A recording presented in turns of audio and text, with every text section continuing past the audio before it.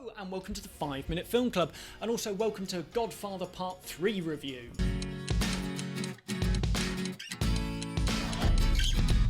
After a wonderful rise during the 1970s, the 80s were a completely different story for Francis Ford Coppola. In 1982, he directed the musical fantasy One from the Heart, a film that's budget spiraled to $26 million, and when released only managed to take over $600,000 at the box office. The financial and critical implications of that film would rumble on through the decade. So in 1989-1990, Coppola wasn't in a very good position to negotiate things. So when Paramount came a-calling, saying, "How'd you fancy making Godfather Part 3?" he kind of jumped at the chance.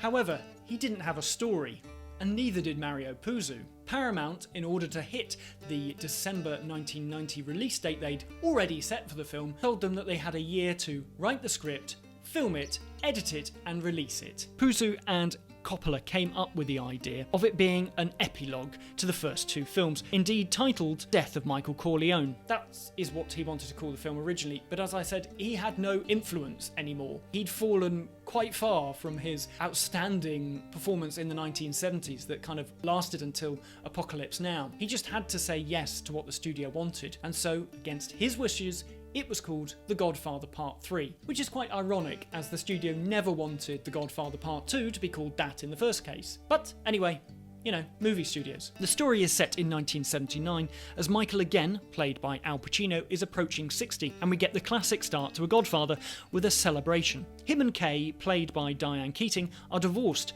and their two children, Mary and Anthony, live with her. Enter Michael's nephew Vincent, played by Andy Garcia, as the illegitimate son of his dead brother Sonny. You know, the one played by James Caan in the first one. Vincent wants to be a big part of the family business, but Michael is worried that he is a bit hot-headed. Vincent starts up a relationship with Michael's daughter Mary. Yes, that is his cousin.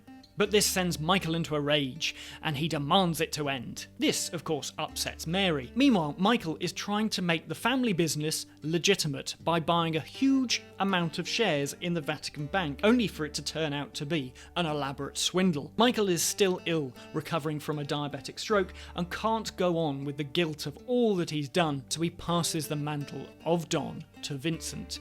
But by no means does that make him safe. First off, my problem with this film. Okay, I'm not a big fan of this film, so let's say that now so you can turn off if you love it.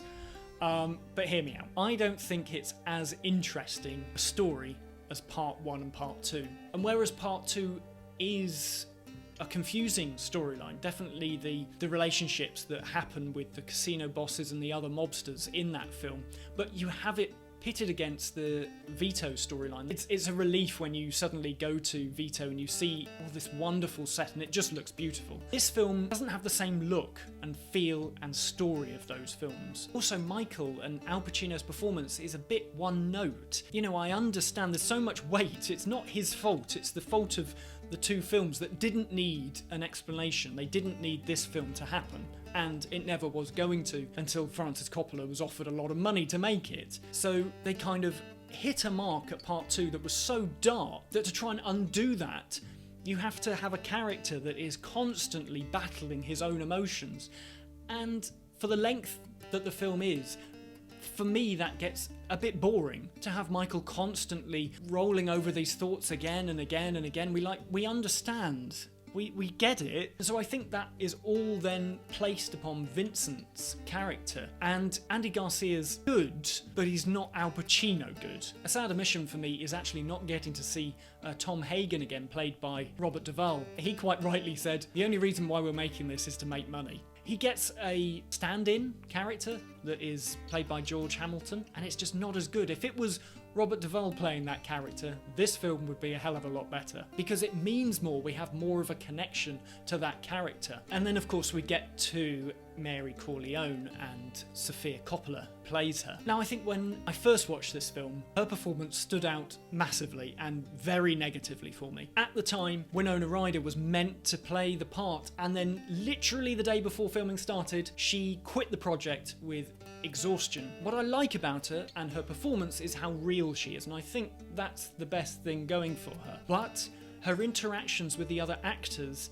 make her style of acting so different from everybody else. It's very off-putting. For me, it's not a satisfying conclusion to the other two films, and actually I think even trying to put this film with those two in the same sentence is difficult, because the other two are far and away better than this film. But I am still really interested to see his recut of the film, so he can get at least closer to what him and Mario's original vision for this story was, and for it not to be part of the first two films, but more like a supplementary feature. Maybe like when you get a really great novel and then you get an updated version with an afterword of an extra chapter. That's what The Godfather 3 should be. It shouldn't be attached to those first two films. But I'm sure lots of you out there really love it, so please let me know in the comments down below why. And also, please tell me your experience of the whole of the Godfather trilogy. But until I get to review the new cut, I'll just say thank you very much for watching and continuing to watch all of these videos. But until next time, goodbye!